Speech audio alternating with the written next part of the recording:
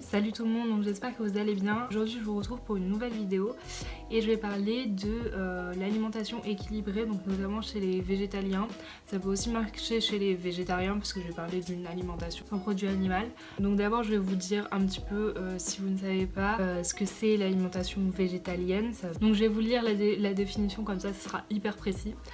Donc le végétalisme, c'est une pratique alimentaire qui exclut la consommation de toute chair animale, viande, poisson, crustacés, etc. ainsi que tout produit d'origine animale, c'est-à-dire œufs, lait, fromage, crème, beurre, miel, gélatine, voilà.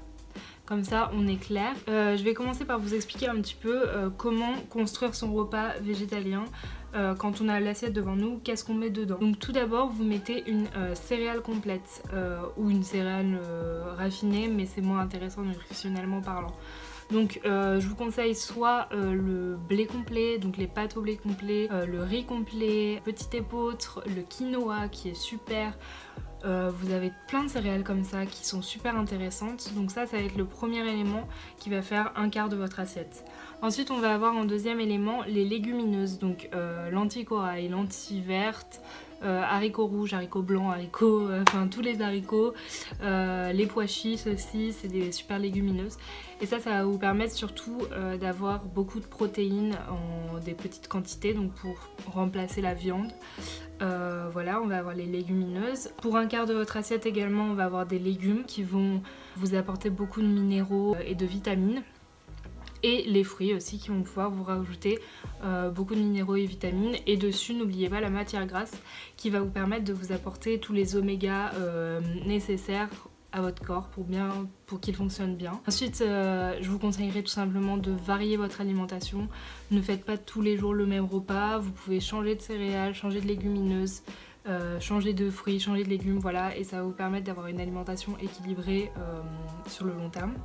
Je vous conseillerais tout simplement de privilégier des fruits et légumes de saison, tout simplement pour avoir une meilleure qualité nutritionnelle dans vos fruits et légumes et aussi pour une question environnementale bien sûr. Ensuite, je vais évoquer aussi bien entendu les carences parce que quand on parle des régimes végétariens et végétaliens, on peut facilement relayer ça aux carences, donc je vais vous en parler un petit peu. Pour commencer, je vais vous parler des protéines. Donc au niveau des protéines, il faut savoir qu'il existe énormément de protéines végétales, qu'il n'y a pas des protéines que dans la viande et dans les produits animaux, pas du tout. Et en fait, ces protéines végétales peuvent même parfois apporter plus de protéines que les protéines animales. Donc elles peuvent à elles seules largement suffire à contribuer à vos apports quotidiens. Que vous soyez non végétalien, non végétarien, donc omnivore, végétalien, vegan, enfin ce que vous voulez. Dans le cadre d'une alimentation variée, il va falloir comporter différentes sortes de protéines, c'est très important. Donc au niveau des protéines végétales, on va en avoir dans les légumineuses, donc dans les lentilles, corail, vertes, etc. Dans les haricots rouges, blancs, noirs, dans les pois chiches, dans les fèves, dans les pois cassés, dans les petits pois, dans le soja, donc dans le tofu, le lait de soja, etc. Ensuite, on va en avoir dans les céréales, donc dans les pâtes, dans le riz, dans le blé, le maïs, dans le quinoa, le millet, l'orge, le seigle, le sarrasin, l'épeautre, l'avoine, le boulgour. Voilà, vous en trouvez vraiment partout et c'est pas très dur ni très coûteux d'avoir des bonnes protéines végétales. Ensuite, on va pouvoir trouver des protéines végétales aussi dans les fruits oléagineux, donc dans les amandes, les noix, les noisettes, les pignons et les pistaches par exemple. Dans les graines oléagineuses, donc dans les graines de courge, les graines de chanvre, le lin, les graines de sésame, les graines de tournesol, voilà, les graines de chia aussi, c'est super. D'ailleurs, je l'avais mis je vous mets dans le i mon petit top 8 de mes aliments indispensables parce que j'ai parlé des graines de chia, donc si ça vous intéresse, n'hésitez pas à aller voir. Et on en trouve aussi des protéines dans les algues, donc par exemple dans la spiruline. Au niveau d'une autre carence de laquelle on parle quand on parle de régime végétalien, là, le calcium. Donc en fait le calcium, il est nécessaire à la santé surtout de vos os. Étant donné que si vous n'avez pas assez de calcium, on peut avoir une déminéralisation osseuse et mener à de l'ostéoporose dans les cas les plus graves. Voilà. mais c'est quand même très important d'avoir du calcium dans son alimentation. Et en fait, on nous dit souvent, voilà, les lobbies de l'industrie laitière nous disent souvent que pour avoir du calcium, il faut manger du lait. Donc le calcium, on peut en trouver facilement autre part que dans les produits laitiers. Donc par exemple dans les laits végétaux, le lait de soja par exemple qui est renforcé en calcium, certes c'est du calcium artificiel et ça contribue quand même à vos apports en calcium quotidien. Dans le tofu aussi il y a du calcium, dans certains légumes comme le brocoli, le chou, qui sont très riches en calcium, dans les fruits oléagineux, amandes, noix, noisettes, et dans les fruits secs par exemple les figues séchées. Ensuite une autre carence dont on peut parler quand on parle de régime végétalien, on peut parler de la carence en oméga 3 parce qu'on sait très bien que les oméga 3 sont présents surtout dans les poissons, les crustacés, etc.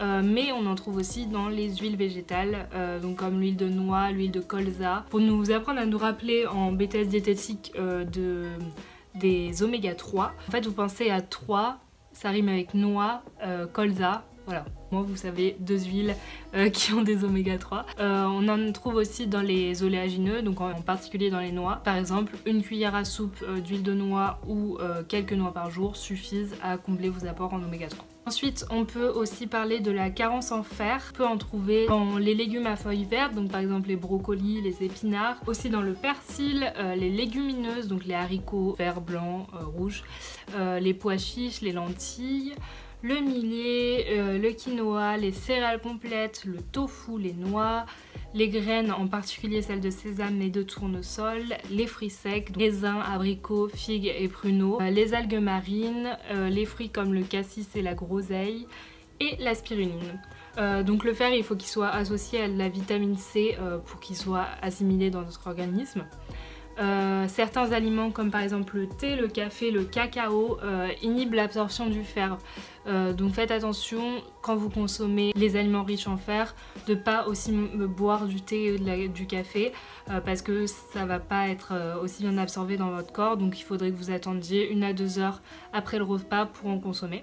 Et ensuite l'excès de fer, tout comme la carence, n'est pas bon pour la santé, donc faites attention de ne pas avoir des excès de fer. Ensuite bien sûr on va parler de la vitamine B12, notre grande amie. Donc il faut savoir que la vitamine B12 elle se trouve surtout dans le jaune d'œuf et dans la viande. Donc bien sûr quand on est végétalien on n'a pas d'apport en B12 étant donné que c'est que dans les produits animaux. En fait les animaux qui sont destinés à la consommation humaine sont eux-mêmes supplémentés parce qu'ils ne peuvent pas produire cette B12. Donc en fait pour avoir la B12, on supplémente les animaux pour que vous pouviez avoir la B12. Donc en fait c'est tout aussi bien de soi-même se supplémenter en B12 pour pas passer par le corps d'un animal pour manger, enfin pour avoir cet apport en B12. On ne trouve pas ou très peu dans les végétaux, donc on préconise à tous les végétaliens et végétariens de se supplémenter en cette vitamine. Et même si on n'est pas végétarien, un contrôle sanguin est quand même nécessaire pour contrôler cet apport. Et, pour les végétaliens, il est recommandé de se supplémenter à cette vitamine 1 fois par semaine, quotidiennement pour les femmes enceintes. Mais voilà, on en trouve facilement dans toutes les boutiques bio, dans toutes les parapharmacies sous forme de petites gélules à prendre du coup soit des gélules soit des ampoules. Vous trouvez même des produits enrichis en B12, par exemple des laits végétaux enrichis en B12. Voilà. Donc voilà, c'est tout pour cette vidéo. J'espère qu'elle vous a plu. Si vous avez des questions, des recommandations, des choses à dire sur ce que je viens d'apporter, n'hésitez pas à les mettre en commentaire. Je vous invite aussi à vous abonner à la chaîne et à laisser un petit pouce bleu parce que ça aiderait cette chaîne à se développer.